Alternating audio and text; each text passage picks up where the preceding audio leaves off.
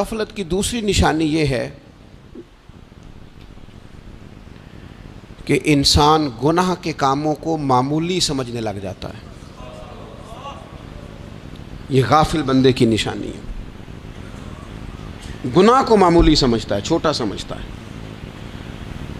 آج کل لوگ کہتے نہیں میں کو اکیلا کر رہا ہوں، ساری دنیا ہی کرتی ہے۔ اور جناب کیا ہو گیا، اگر یہ غلطی ہو گئی تو بندے سے ہو ہی جاتا ہے۔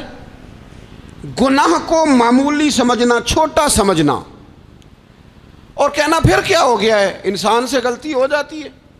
آپ دیکھ لیں کہ سینکڑوں بیسیوں گناہوں کا بوجھ ہمارے سروں پہ ہوتا ہے، لیکن کوئی ہمارا دبدبہ ہے، کوئی ہماری گفتگو ہے، کوئی ہمارے جملوں میں خود پسندی ہے، کوئی ریاکاری ہے، کوئی تصنع ہے۔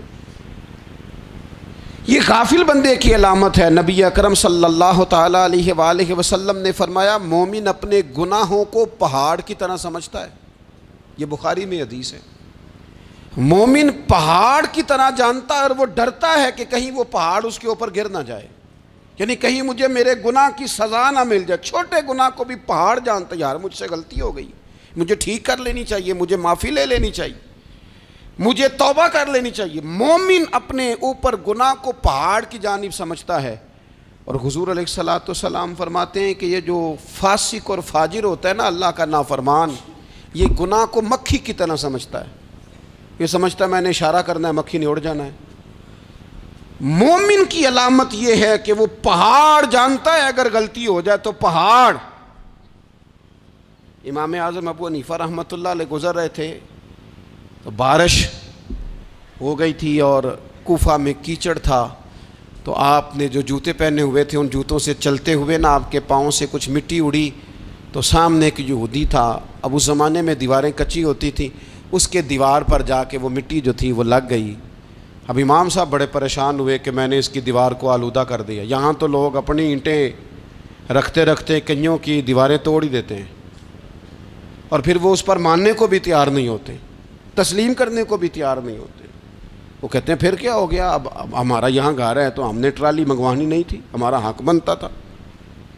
امام صاحب کے پیروں سے ذرا کیچڑ اڑا، یہودی کی دیوار پہ لگا، اس کی کچی دیوار تھی۔ امام صاحب پریشان ہو گئے، سوچنے لگے کہ اگر میں دیوار سے یہ کیچڑ اتارتا نہیں تو یہ بھی زیادتی ہے، میں نے اس کی دیوار کو گدلا کر دیا، اور اگر میں اتارتا ہوں تو کچھ مٹی اس کی دیوار کی بھی اتر جائے گی، کچی دیوار ہے، یہ بھی زیادتی ہے۔ مومن گناہ کو پہاڑ کی طرح سمجھتا ہے کہ کہیں گر نہ جائے، اس کی بھی کہیں سزا نہ مل جائے۔ امام صاحب نے اس کے دروازے پہ دستک دی، وہ باہر آیا تو اتفاق سے وہ آپ کا مقروض بھی تھا، اس نے پیسے دینے تھے۔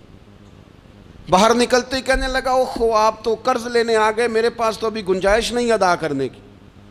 تو امام صاحب کہنے لگے تو قرض چھوڑ، وہ میں نے معاف کیا، میرے سے غلطی ہو گئی ہے۔ میں آ رہا تھا، لکڑی کے جوتے اس زمانے میں کھڑاؤں لوگوں نے پہنے ہوتے تھے، کہا وہ میرے پیروں سے ذرا کیچڑ اڑا ہے، تیری دیوار پہ لگ گیا ہے۔ اب میں بڑی دیر سے کھڑا سوچ رہا ہوں کہ اگر میں تیری دیوار صاف نہ کروں تو میں نے یہ میلی کر دی، گدلی کر دی، یہ بھی بات درست نہیں ہے، زیادتی، اور اگر میں اسے صاف کرتا ہوں کچی دیوار سے کچھ مٹی اتر جائے گی تو یہ بھی زیادتی ہے، اب تو بتا میں کیا کروں۔ تو بے موسمہ پھل تھا نا یہ، تو بے موسمہ پھل دیکھ کے بندہ حیران ہو جاتا ہے۔ جو باتیں روٹین میں نہ ہو رہی ہوں وہ ذرا انوکھی لگتی ہے، بندہ حیران ہو گیا، غور سے امام صاحب کا چہرہ دیکھنے لگا، غور سے چہرہ دیکھنے لگا۔